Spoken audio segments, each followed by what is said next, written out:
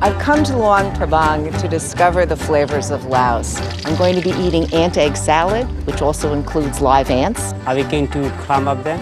I don't think so. I'm going to be eating the larva of silkworms. This is literally silkworm poo? Yes. And while all this may sound strange, it's also wonderful. This is amazingly delicious food, and for me, it's a real voyage of discovery. Spicy.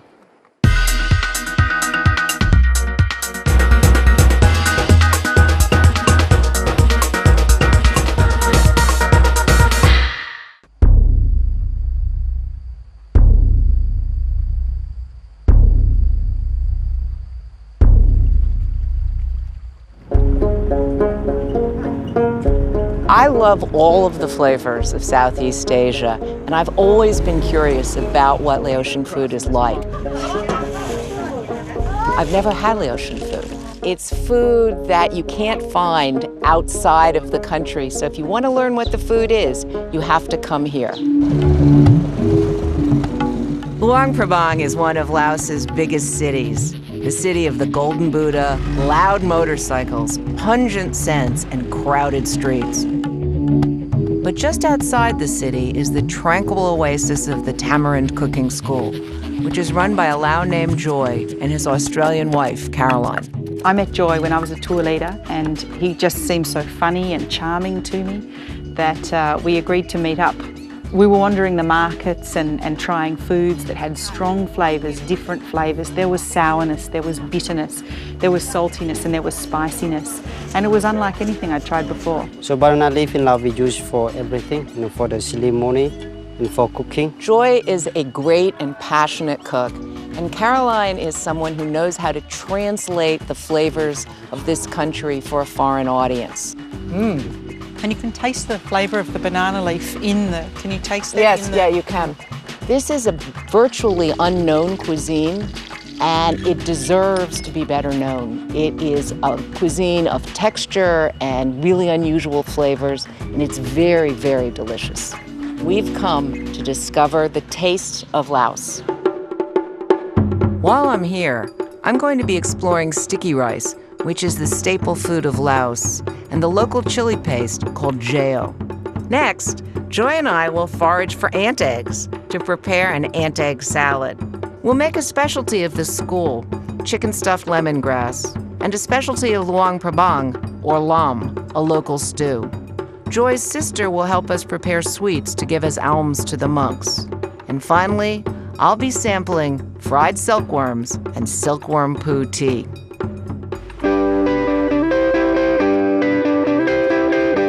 So what are we going to do first? Yeah, first we're going to make the sticky rice. Before we cook, we always soak it first at least 5 to 10 hours. 5 to 10 hours? Yes, when you break it, means ready to cook. Every Laotian meal begins and ends with sticky rice. It is the staple food. And then it gets steamed about 20 minutes until the colour changes just ever so slightly, and then it gets flipped, steamed a further short period of time, and it's done. At the heart of the Laotian kitchen is the dao lo, which is a tin-covered clay pot. It's a way of containing heat that is small and efficient. So there are no ovens in Lao cooking? No, not many, no. Wet your hand a little bit, both them, and you roll it over. Make it into a ball again. Oh, make it into a ball. And then you just put it inside there. Okay. Well done. So, I mean, this is really like every day. People eat sticky rice every day. It's not just every day, it's every meal. Breakfast, lunch, and dinner. Breakfast, lunch, and 3 times dinner. a day. Farmers working out in the rice fields, chances are they will take a thing of sticky rice and a thing of jao, and that's their meal for the day. Now we move on to jao, homemade chili paste, which is the other staple of the Lao diet. And these are people who are major chili lovers. When we make a jao, we use the green chili a lot, and then we're going to take the stem off. We say if you don't take it off, bad luck. I'm pretty superstitious too, so Yeah. never again will I not take the tops off. Yeah. We roast the chilies and various vegetables to make 2 kinds of jao. 1 eggplant, 1 tomato. Oh, look at this garlic, it's Yeah, this tiny. one we call the Lao garlic. Lao people like food that actually takes a lot of work. Laotian food goes towards the sour, the bitter, and the textural.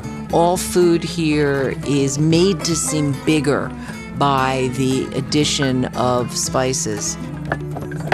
The mortar is kind of a constant of Lao cooking. Yes, we use for everything. And of course, the other thing is everything you eat with your fingers. And I love eating with my fingers. But food here is eaten communally, so there are many, many rules of etiquette. Then when you dip into the food, use your two finger and thumb for not polite. So, and then we dip it in, if you leave the rice behind into the food, a bad manner. But you want to make a really tight ball. Yeah, that's why we tight ball it. It's spicy. That's delicious. So it's only one bite, you don't go back. No, you don't double dip, definitely not. Okay, what's next? Next, we are going to make lap. We're going to do with the ant's egg. Ants' eggs? Ant's egg, yeah. Ants' eggs? Ant's egg, yes. We're now going to make lap, a popular Lao salad made with koi, or ants' eggs, that we're going to forage ourselves from the jungle.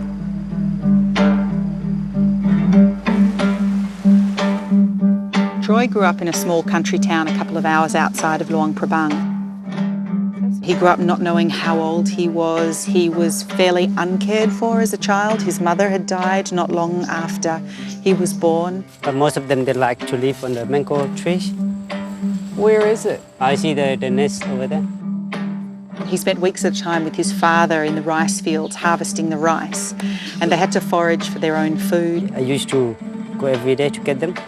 You did this every day? Yeah, after school, just for dinner. So he learnt a lot about what you could get from the jungle, how to use meagre or scant ingredients in order to prepare a dish. How are we going to get it? Are we going to climb up there? I don't think so. I felt really taken aback by this one because nobody warned me that we're going to have to face millions of angry ants to capture the ant eggs. It's good to get in the morning because in the morning they don't move much, so they're a bit sleepy. But of course it's now not the morning, so they're not sleepy and they're going to be mean and nasty and angry. I mean, this is a way for people who really need protein to get it, but it comes at a price. Ow! Ow! Ow! Oh! God, they're in my shoes. I am wearing the stupidest shoes for this. Ah! Joy comes down, puts the ant nest in a basket. These ants come foaming out. Millions of angry red ants just foaming out of the basket. It's quite a sight. Ow! How many people did these ant eggs we just got? How many people will that feed? It's about 2 people. 2 people. So we just got tortured for 2 people? Ow! In the kitchen, the task at hand is to separate as much as possible the ants from the ant eggs. We don't want too much the red ant because they're too sour. So these strings of ants, Yeah. I sort of love the way they come off in strings. They're like seaweed almost. If you leave it there about 5 or 10 minutes, Uh-huh. so they come alive. They come alive again? They'll reanimate, Oh. yeah. God! It's like a horrible horror show. To make the koi, we're using banana flour. I've seen banana flour before. They're really beautiful. I've just never seen them eaten. Banana flour gives texture. It's not there for its taste, and it certainly doesn't taste like banana. We're also using a number of different herbs. Lemongrass, Little mint. galangal, and I love the way that Joy has of grating this, where he cross-hatches it very finely and then shaves it off. This is what you do if you don't have a grater. Amazingly resourceful. We're also, of course, putting chilies, a kind of coriander I've never seen before, sawtooth coriander. We're putting so many herbs into this. Are we actually going to be able to taste the eggs? Mostly you can't taste any egg or ants. Mostly you taste more like a herb. The eggs and the ants are just protein, basically? Yes, it is. So far, it doesn't seem all that strange, except for the ants. And there's another one escaping from the bowl. 2 of them escaping. Oh, God, look, these ants are running all over the place. Any minute now, they're going to start biting us. Now, so we're going to eat these guys who are almost alive? Yes. I'm sorry. They're going to be tickling all the way down. Yeah, then we're going to mix it up. Let's do it. Oh, we're done? I think it's really important to eat them before they eat you. It's actually, that bite I just had was delicious. It was really delicious. But this may be the single strangest thing I've ever eaten.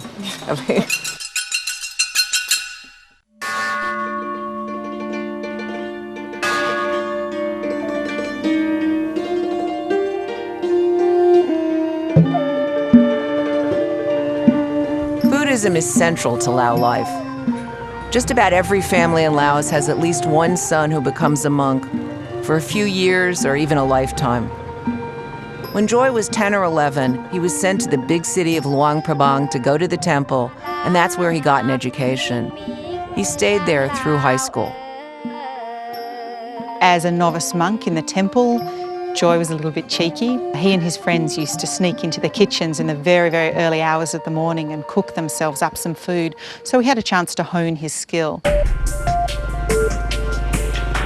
It's a tradition for regular people to give alms to the monks. So Caroline is taking me to Joy's sister's house, where we're going to make sweet sticky rice treats. This is a traditional Lao kitchen. It is outside under a sheet metal roof. There's no running water in the kitchen. There are just a couple of dao lo. So we've opened the coconuts and now we're going to grate them ready to make coconut milk. What is this coconut grater called? Hong katai. Do you want to give it a go? It's really a privilege to be invited into Joy's sister's house. And it's why I like taking these immersion-based cooking classes so much. It gives you a way to enter the life of real people. I bet she thinks I'm incredibly slow. She's not denying it. She's not. You need to mix the water in with the coconut in order to create coconut cream.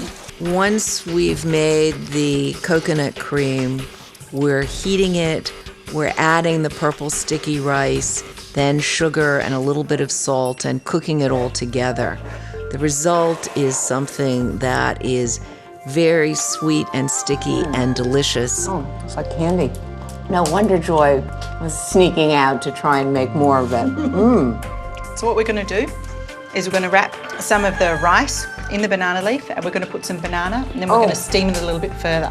The wrapping of the sticky rice in the banana leaves is a kind of meditation all by itself. It seems very appropriate that this is going to be alms. We're going at dawn to give these to the monks as they wander the streets every single day, collecting alms in their bowls.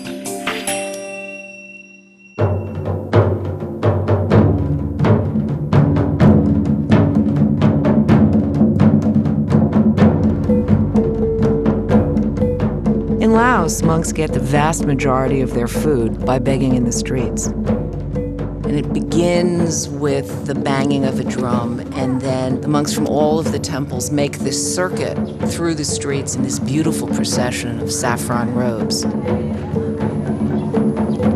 It's paved with kneeling people who offer alms as they pass. And in giving the alms, you are getting merit.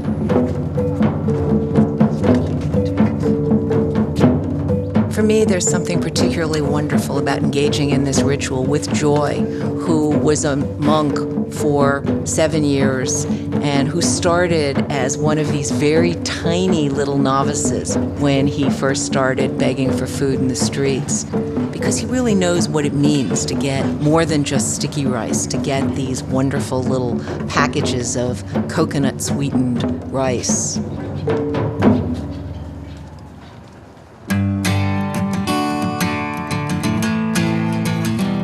Starting to understand that, maybe with the exception of sticky rice, herbs are the most important part of Lao cooking.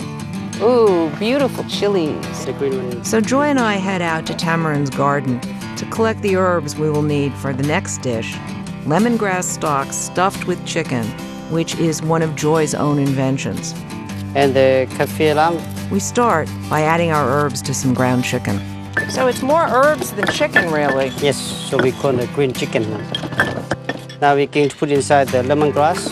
This is going to be interesting. So what you need to do, put your knife in all the way through and then drag the knife down so that it creates a kind of basket. Oh, it smells so good when you're doing this. It does, doesn't it? Good. Then you stand up, use your thumb to find one spot, like a basket.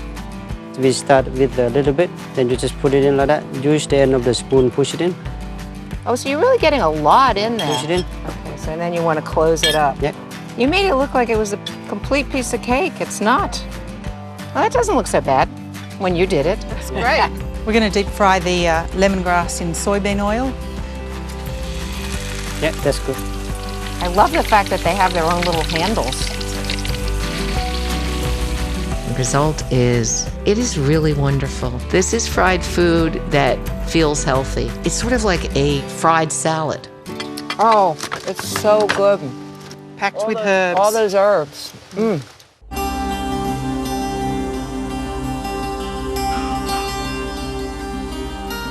Laos is a poor country, and the people here eat everything. There is nothing that is possibly edible that is not eaten here. So if you have a silk weaving company, you will use the silkworms as food, and you will even use their poo. Sabadi. Sawadi? This one is snack, the silkworm. We fry the silkworm. Oh, yum. This one, the pot of the silkworm poo tea. This is literally silkworm poo? Yes, Now, why do I want to drink this? because the silkworm poo tea is good for health. Does it taste good? Tastes like a green tea. But it's not tea. It's This silkworm one, poo. silkworm poo tea, but it's good. Okay, I'm waiting for the poo to settle. Yeah. I don't want to drink the poo itself. drop I inside, yeah. just want the tea. No, it's sort of, yeah, it's good. It's smoky. It's sort of like lapsang souchong tea. So, how do you cook these silkworms? We take the silkworm and then to make the cocoon, and we cut the cocoon, take the worm inside, then we go to the fry with some sauce a little bit. I like it. Did you want to try some? I thought they'd be hard. They're sort of soft. They're good. They're actually delicious. They have the texture of egg, kind of, but the flavor is kind of nutty. It's like a soft nut. Yeah. Oh, it's very good. Thank you so much. This has been so interesting.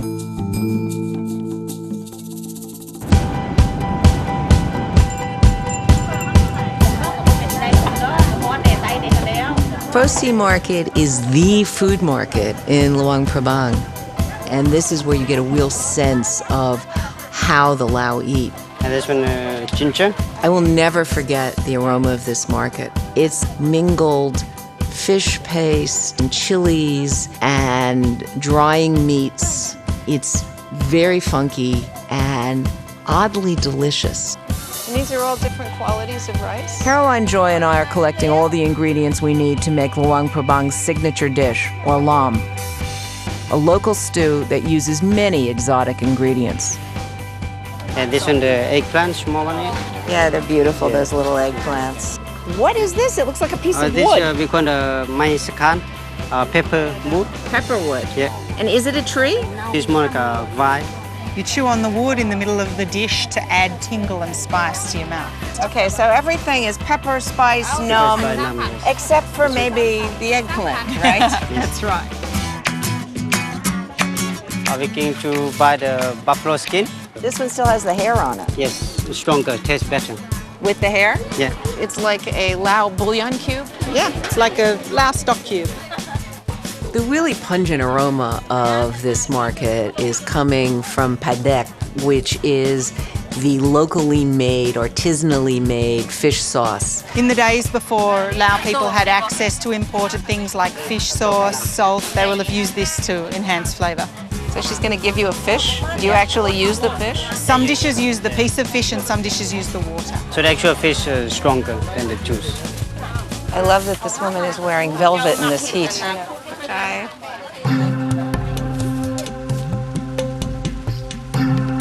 We are going to make lam, and today we are going to do with the water buffalo. So we just need thin slices and the eggplant. If you want to know young or old, we tell by the leaf here. This one longer means young. So you want to use the young ones because they have fewer seeds and they're less bitter.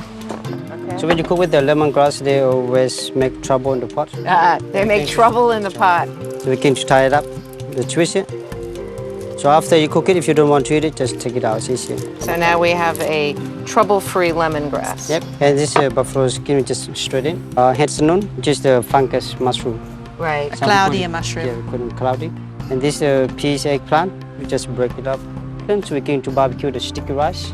It is just like toasting a marshmallow. We're barbecuing the rice in order to build smoky flavour, and then we're going to pound it up and put it into the mixture. A lot of these things are about texture. Texture is very important. My second, which is the pepper wood.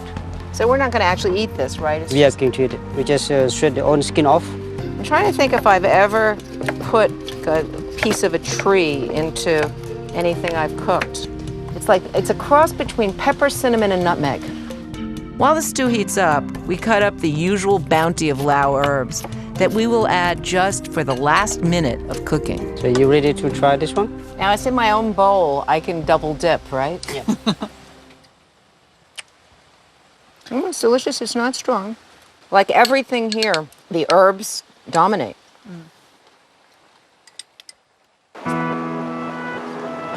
Carolyn and Joy have invited me to a family picnic.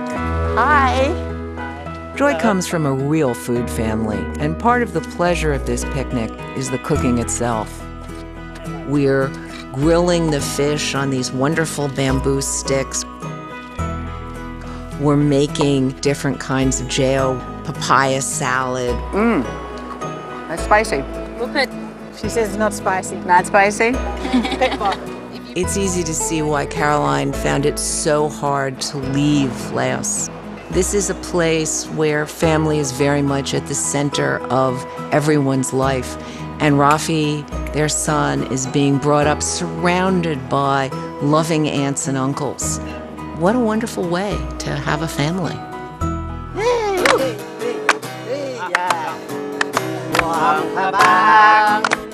I've met many people who made a life in food, but I've never met a couple quite like Joy and Caroline. These are people whose passion for food has actually made them mirror the cuisine in their life. What they've done is taken that ethic of using everything and done something really extraordinary, created this beautiful school out of nothing but their passion for their food and for each